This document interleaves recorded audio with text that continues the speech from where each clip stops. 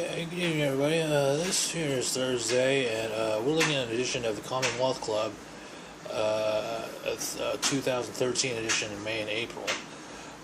So, 5 years ago now, I kept this year because it's just a lot of stuff on government and politics and stuff. So I'm going to pause and look into an article here, and in this issue here, the Commonwealth Club. Okay, so we're going to look at the front page, and this is on the Supreme Court, Sonia Sotomayor, the road to the courthouse. So I guess this is one of the journalists that's asking her, it's Q&A, and it's McGill, and it starts off to say, did you hesitate about writing such a personal book? What has the response been to writing in this way?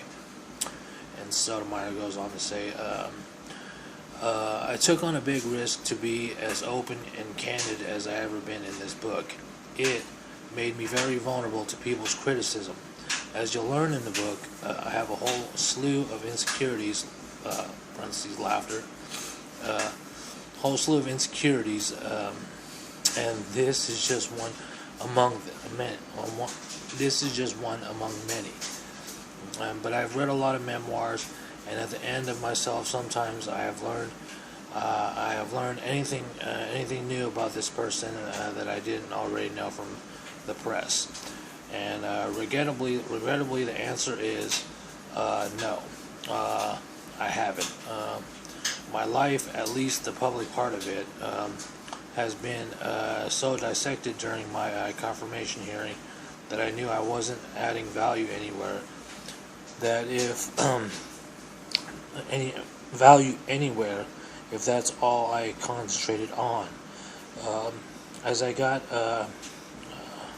catapulted onto the world stage, I can't even say the country stage, but the world stage, because so many people across the world look to the Supreme Court as an example to which they are aspiring.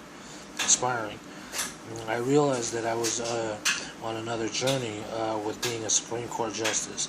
I should stop and pause to remember what had gotten me there. I wanted to hold on to the Sonia inside of me, and I've been laughingly telling people that if I change in any way, that they don't like in the future. I wrote a heavy book so they can hit me over the head with it and point to it and tell me, reread this, remember how you got here. Another reason to write the book this way, the many questions that I was asked during my first year on the Supreme Court by so many audiences. So many were asking me personal questions, and it was clear that many found at least the facts of my life inspiring.